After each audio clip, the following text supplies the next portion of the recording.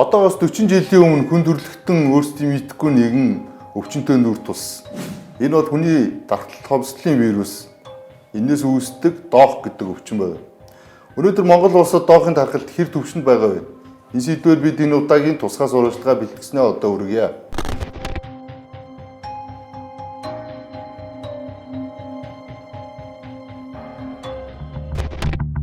Хүний дархлал хомсдлын вирус анх 1920-од онд Африкт сарвагчнаас хүнд халдварласан гэж үздэг.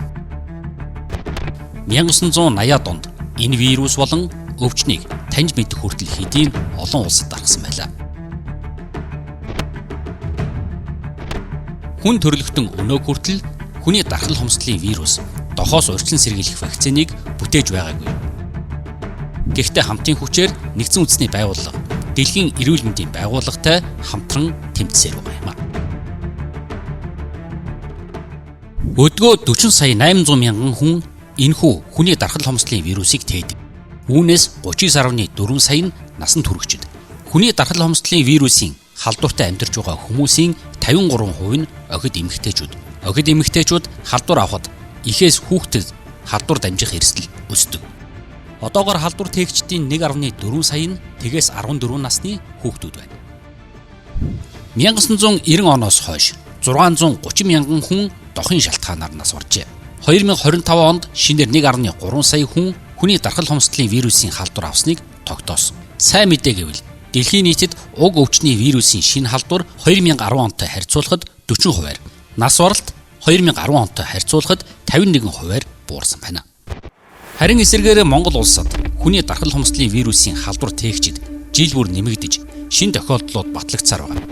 Тоо яг хэд хүрснийг бид халдвар төвчин судлалын үндэсний төвөөс асууж очсон. Халдвар төвчин судлалын үндэсний төвийн улаан тууз эмнэлэг буюу тандалтын тасгийн эрхлэгч бидэнд дараа хариултыг өглөө.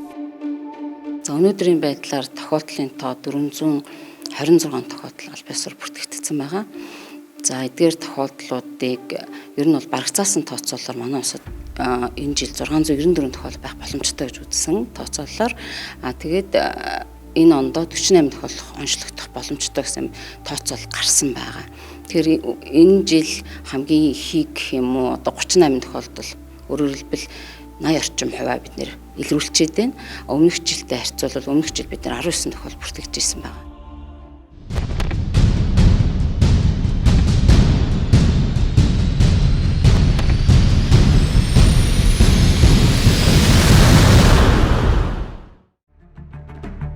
Манай улсад 1992-оос 2004 онд хүний дархлал хомсдлын вирусын тохиолдол дөнгөж 5 байсан. Үүнээс хойш 2005-аас 2012 онд хүний дархлал хомсдлын вирусын халдвартай хүний тоо 116 болж эрс өссөн. 2019 онд 281-т хүрсэн. Хүний дархлал хомсдлын вирусын халдвар тээгчдийн тоо 2025 оны 11 сарын байдлаар 426 болж нэмэгдээд байна. Дээрх өвчтнүүдийн 68 нь Монголд онцлогдсон гадаадын иргэд байгаа юм а. 400 онцлогдсон 400 ер нь байх боломжтой 600 хэдэн хүн гэж тэ.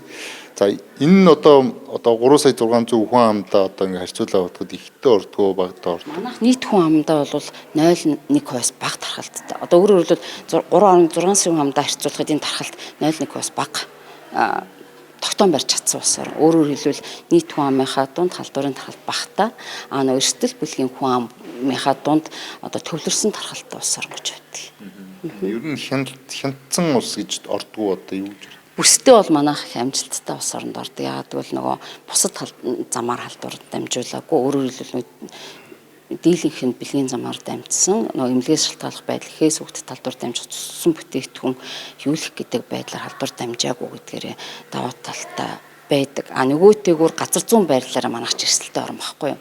Урд хойд төрч халдварын тархалт өндөртэй учраас бид нар эрсдэлтэй. Бүртгэгдсэн хүний дархлал хомсдлын вирус дохын 426 тохиолдлын 83% нь эрэгтэй, 14.6% нь эмэгтэй бол 2.4% нь хүйсээ солиулсан трансгендерүүд байна. Тэднийг бэлгийн чиг баримжаагаар нь ангилахад 62.3% нь гомосексуд, 26.4% нь эр им хоёуланд нь татагддаг бисексуд байна. Харин 11.3% нь эсрэг хүйстэнтэй татагддаг гетеросексуд байна. Манай улс хүн амынхаа эрсдэлтэй бүлэг гэж товчхондоо бэлгийн цөөнхийг тооцдог. Хүн амын бүлгийн тооцоололоор Монгол улсад 2022 оны байдлаар эрчүүдтэй бэлгийн хавьталд ордог эрчүүдийн тоо 7481, эмэгтэй биеэ үнэлэгчдийн тоо 7333, хүйсээ солиулсан трансгендерийн тоо 800 байна. 2022 оны энэ тоог 2025 оны байдлаар шинжилэн тооцооллыг өнөөдрийн байдлаар хийгээгүй байна. Хүний дархал хомсдлын вирусын халдварын 26.4% нь эрэгтэй хүнтэйч, эмэгтэй хүнтэйч бэлгийн харьцаанд ордог BCX баримжаатай иргэд байгаа нь хүн амын дунд халдварын эрсдлийг нэмдэг. Энэ агуулгаар нийт хүн амыг хамгаалах үүднээс сүүлийн жилүүдэд бэлгийн цөөнх рүү эрт илрүүлэг эмнэлгийн тусламжийн бодлогыг чиглүүлж иржээ. Өнгөрсөн одоо 20-30 жилийн хугацаанд Монгол улс одоо төрөл энэ доктор тэмцэх үйл ажиллагааг дэлхийн эрүүл мэндийн байгууллагын дэргэдэх глобал сантай хамтарч хийсэн. Энэ хугацаанд ойролцоогоор бараг 27 сая гаруй доллар зарцуулсан байна. Энэ 30 жилийн хугацаанд. За энэ 30 гаруй сая долларыг 27 сая долларыг зарцуулж байгаа энэ зарцуулалт нь ихэвчлэн одоо энэ төрийн бус байгууллагуудаар дамжуулан үйл ажиллагаа явуулах. За нөгөө талаас халдвар түвшин судлалын үндэсний төв дээр гол суурилсан оншилгоог баталгаажуулах, молекулын шинжилгээ хийдэг байх. За дээрэс нь нөгөө им олгох, тийм ээ, тогтмол имийг уулгах, гэх мэтлэн хяналтуудын ажлыг бас ингэж хамтарч хийсэн.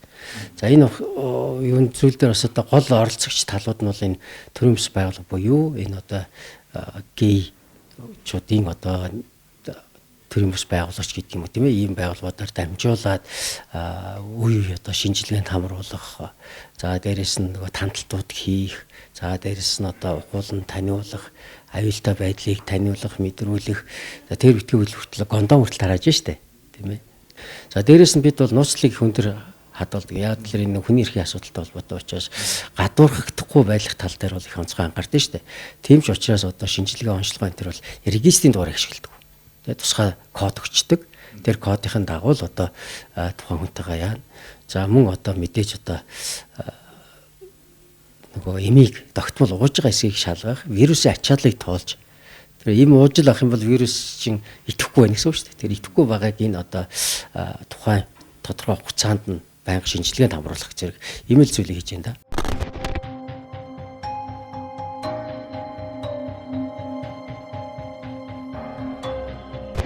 Сайн мэдээгийн үед ангаахын шинжилгээ ухаан хөгжсөний ачаар нэмжлэгээний арга хэрэгсэл улам сайжирч байгаа. Тэгэхээр одоо нэгэнт халдварын эрсдэлтэй байгаа бол айччихэд яах вэ? Эртхийн эмнэлэг бараадсан дээр гэдгийг эмчнэр зөвлөж байна. Шинжилгээ ухаан хөгжиж байна. Тэрнийдээ уялдаад эмчилгээ үр дүнтэй байна. Тэгэхээр болж л өгвөл эрт онцлог тусмал илүү үр дүнтэй. Нөгөөтэйгүр яг эмчийн хувьд тухайн хүн өөрөө жоохон эртхэн ирээд эмчилгээний үр дүн үзэх боломжтой байхад ямар нэг шалтгаанаар юм уу, өөрийгөө одоо нууц алтанч гэдэг юм уу, эсвэл одоо би өөрөө гайгүй байх гэж боддөг юм уу, хожимдсан тохиолдол ирэхэд аюу хэцүү байдаг. Өөрөөр хэлбэл зөндөө боломж байсан штэ. Одоо нэг ядаж нэг сарын өмнө хүрээд ирчихгүй дээ ч юм уу, юм бодолтой эмч зогсох жоохон хэцүү байдаг л да. Тэгэхээр тэр хүн тогтмол эмээ уугаад энгийн хүн шиг амьдраад яваад иж болно. Манай улсад хамгийн олон жил амьдарч байгаа нь одоо 28 жил болцсон. 29 дэх жил рүү орж байгаа юм байгаа шүү дээ. Хамгийн удаан юм ууж байгаа нь бол бас 20 дэх жил рүү орж байна. Эмчилгээний гол зорилго нь тухайн үйлчлүүлэгч тогтмол цагт эмээ ууснаар вирусын ачаал нь идэхгүй бэртэл шилжүүлж байгаа. Ингэснээр тухайн хүний дархлааг гэмтээхгүй, өөр ямар нэг өвчин нэрвэгдэхгүй, тухайн хүн энгийн хүн шиг урт удаан амьдрах боломжоор хангаж байгаа.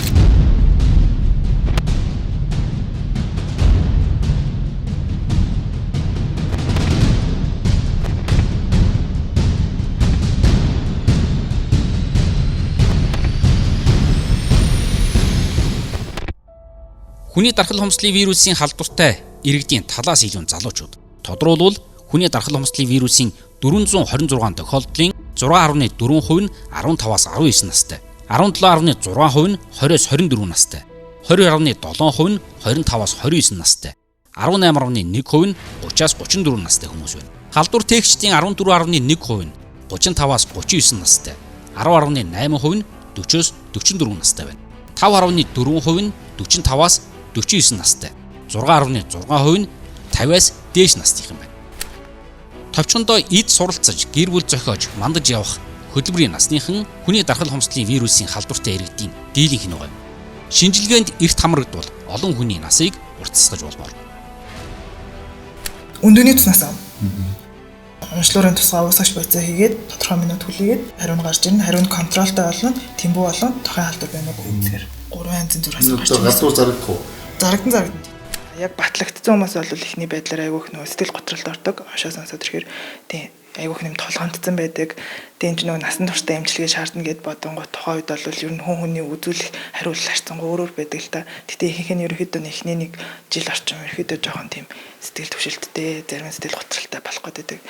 Тэгээд онцтойгоо зарим хүмүүс бас эвлэрэхгүй тохиолдлууд бас байна. Онцтойгоо эвлэрэхгүйгээс болоод бас хувийн эмнэлгүүдээр үзүүлэгч гэдэг юм уу те. Тиймэрхүү тохиолдлууд гараад идэг. Тэгээд манай хүсүүд болохоор ерөөсөө яг ХТГ-ийн талд ХТГ тохион шиг бол яг үндэсний хэмжээнд баталдаг байхгүй. Ер нь бол халдвар төвчнийг үндэсний хэмжээнд оншин батлах газар бол хүсүүд байдаг. Монгол дахь дох бэлгийн замын халдвар төвчний нөхцөл байдлыг саяхан засгийн газрын хуралдаанаар хэлэлцсэн байна. Энэ онд шинээр хүний дархал хомсдлын вирусын 38 халдвар тээгч иргэн бүртгэгдсэн. Тэд хинээс авсан бэ гэдгийн цаана ретровирусын эмчилгээний хяналтаас зугтсан 12 хүнтэй холбоотой асуудалж яригджээ. Эдгээр 12 хүний 3 нь 4-өөс 12 сарын хугацаанд эмчилгээний хяналтыг тасалсан. 9 нь 1-ээс 7 жилийн хугацаанд эмнэлгийн хяналтаас санаатаагаар зугтсан хүмүүс байна. Засгийн газрын хуралдаанаас ямар шийдвэр гарсныг бид эрүүл мэндийн сайд Чинбүрэнгээс тодрууллаа. Засгийн газрын хуралдаанд ирэх танилцуулцтай. Ер нь ямар арга хэмжээ авах вэ? Одоо би бас олон нийтээс нуугаад явах те одоо бас толгомжийн асуудал юу байна гэхээр хяналтаас гарцсан алга болцоосууд яриад байна тийм ээ. Тэднийг л одоо олж авчих чухал байна шүү дээ. Тэгэхээр бас одоо тагнуул ерхий газар, цагдаагийн байгууллага хамтраад бид тэр улсуудыг ирэхгүй байгаа. Одоо олдохгүй болчихсон. Тэр улсуудыг олж хяналтанд авах. Хяналтанд орохгүй байгаа, хяналтаас гарч байгаа энэ төр асуудал бол одоо бас нийгэмд аюултай гэж ойлгож байгаа шүү тийм. Эмч хүний хувьд ч гэсэн хэлэхэд бол ер нь бусдад халдвар тархаана гэдэг бол өөрөө тийм энэ чинь бусдад халдвар тархааж яах гэж өөрөө бид нэг талдаа хүний эрхийн асуудлыг их чухал ярьдаг. Нөгөө талдаа бусдын эрхийг зөрчихгүй байх нь бас тийм ээ чухал зүйл тийм ээ. Тийм учраас энэ дээр анхаарах хэрэгтэй. За хүн өвчлөж байгаа нөхцөл байдлыг харах юм бол ихэнх нь эрхтэй асуудал. Одоо дохын вирус бид тий сая тохиолдол хэллээ тийм ээ 426-аас нэг 70 орчим хувь нь одоо нас орчихсон байна. Монгол бүртгэгдсэн тохиолдол тийм ээ. За эдгээрээс одоо ихэнх нь 70-аас их хувь нь одоо эрэгтэй усуд тэр дотор гомосексуалистууд илүү өвчлөх эрсдэлтэй байдаг. За мөн одоо трансгендерүүд байж байна. За бисексуалист ийм усуд бас бүртгэгдсэн байна.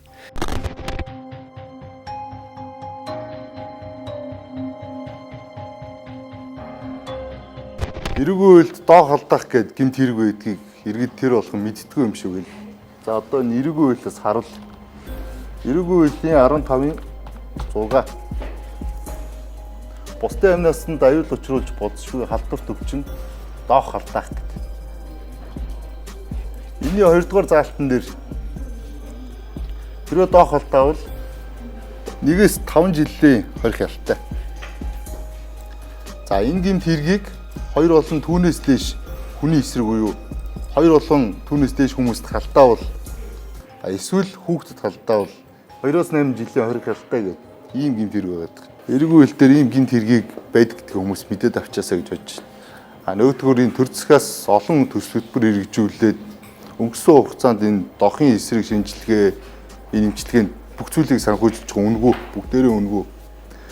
Төр засгийн байгууллагуудаас энэ төрийн бас байгууллагуудаас хамтарч ажиллаж байгаа маш их хэмжээний санхүүжилт энэ төсөв рүү ингэ явж идэг. Эдийн нэг нь бол энэ залуус эрүүл мэнд төв гэдэг тийм төрийн бас байгууллага. Энэ баруун дөрвөн замын Гранд Плаза дээр ажилладаг. Бид тэр төвийн судлаачид нартай уулзсан. Эмчийнх нь одоо яриаг үргье.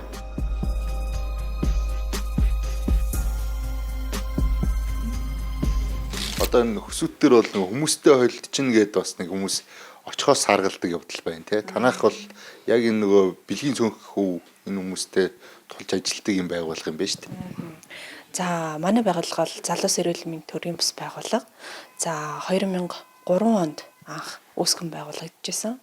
Тэгэхээр одоо 2003 оноос хойш 22 жил тасралтгүй энэ чиглэлээр үйл ажиллагаа явуулсан гэсэн. 2005 оноос хойш одоо Глобалсангийн одоо дох сүрээгийн төсөлтэй Монголд хэрэгжиж эхэлснээс хойш хамтран ажиллаж байгаа.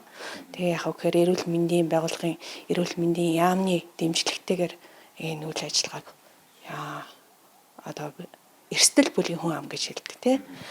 Гей болон бай, трансгендер эмэгтэйчүүдэд үйлчлэгээ үзүүлдэг. Ер нь одоо хяналтанд байдаг гэхүү ер нь хичнээн хүн байт юм бол юм зөвлөгөө энэ төр авдаг.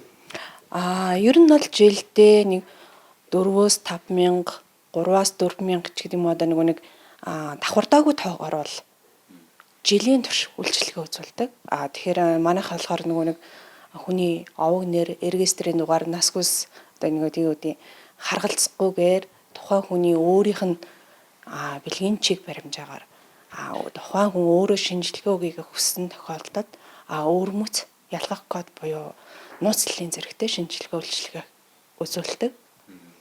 Өсвөлтөөс гадна танаас гадна өөр юм байгууллагууд байдгүй. Төгс бүсгүйчүүд төрийн бас байгууллага гэж байгаа. Эмэгтэй бие үйлдвэрчтэй ажилдаг. Дохын вирусын эрсдэлт бүлгийн хүн амд чиглэсэн өрсөн сэргийлэх шинжилгээ, үйлчилгээ зэрэг олон үйл ажиллагааг Global Sun сүүлийн 22 жил санхүүжүүлж байна. Нэг ёсондоо уг донор байгууллага өнгөрсөн хугацаанд өрнөсөн бүх төсөл хөтөлбөрүүдийн санхүүжилтийг үүрж ирсэн тус сангаас 1998-аас 2023 онд хэрэгжүүлсэн арга хэмжээний хүрээнд манай улс хүний дархал хомсдлын вирусын шинэ халдварын 18296 тохиолдол, дохоос үүдэлтэй нас баралтын 4503 тохиолдол гарахаас урьдчилан сэргийлж чадсан гэдэг судалгаа байдаг юм байна.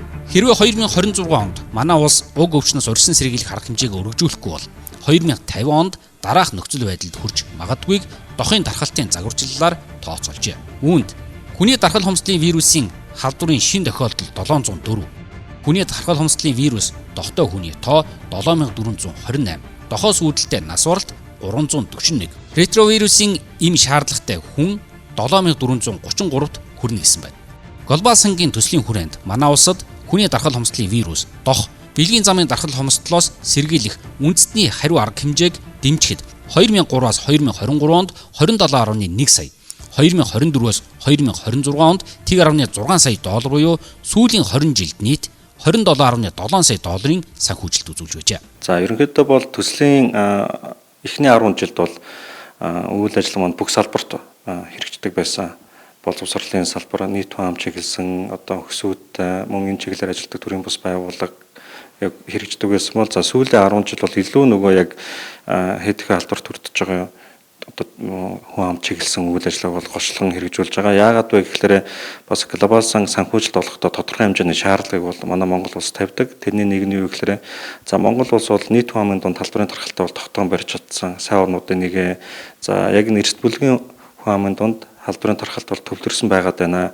Тийм учраас одоо төслөөс олгож байгаа санхүүжилтийн талаас илүү яг эдгээр чиглэсэн үйл ажиллагаанд зарцуулах ёстой гэдэг шаардлага тавьдаг. Тэрний дагуу бидний сүүлийн 10 жилийн үйл ажиллагаа илүү яг энэ өсөөтийг чадахжуулах, энэ чиглэлийн тусламж үйлчлэгийг сайжруулах мөн нөгөөтэйгүр яг энэ эдгээр эрсдэл бүлгийн хамтаа ажилладаг байгууллагуудад чиглэсэн үйл ажиллагааг төлхөө тийм санхүүжүүлдэг тийм зарчимтай болсон байгаа юм.